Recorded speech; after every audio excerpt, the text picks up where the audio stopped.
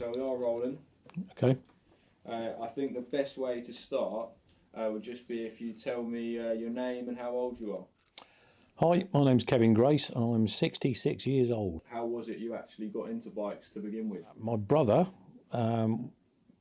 basically introduced me to it when I was probably, 10 or 11.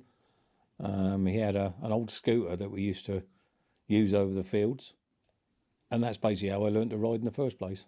Learned a lot of machine skills over in there. What was the story you told me of getting your first bike? At the time, dinner money was about 50p, and this particular scooter that we bought in the end was, I think it was a month's dinner money that we had to give this old boy that had it in his shed. Definitely worth the 20 weeks money if you ask me. Well, I had no food for that amount of time, so I used to go for runs down to the coast at weekends, and it was a club sort of thing, I suppose you'd call it. Just friendship with people with the same ideas and the same ideals as you had. And you used to go, obviously rallying was camping and motorcycling at the same time. And those were the two things I enjoyed more than anything else. I suppose the modern perception is a rave, I suppose. Went to a rally in Scotland in January, so we were camping, I think it was about -12, and the local Hells Angels turned up.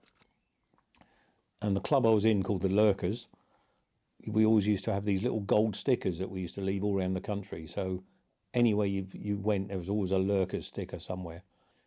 And we basically plastered their backs with all these stickers when we'd had too many beers. And we used to wear stripy Lurkers jumpers, so obviously it was our club attire, I suppose you'd call it. For the next couple of days, obviously we couldn't wear these jumpers because they found out about the stickers after that.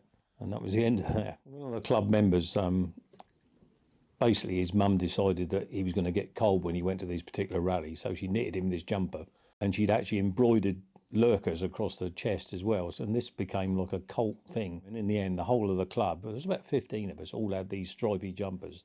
And it was more of a Mickey take of, if you like, outlaw clubs than anything else. And that's what it was all about.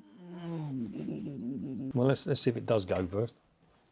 I think it was probably mid-90s when it all started, if you like, get a bit more sane. Obviously, I was getting older. Parts of me tended to hurt a bit more than they used to, and I couldn't do those sort of miles in a day that I used to. It always struck me that the best rallies were the ones that you made more effort to get to. So if you had a rally down the road that was 20 mile away, it was nowhere near as good as going to Scotland or something in January to do something daft, you know. And I just felt I couldn't do it anymore. It just got to that stage, things hurt too much. I think in your younger days, you don't believe there is too much of a risk because you think you're infallible.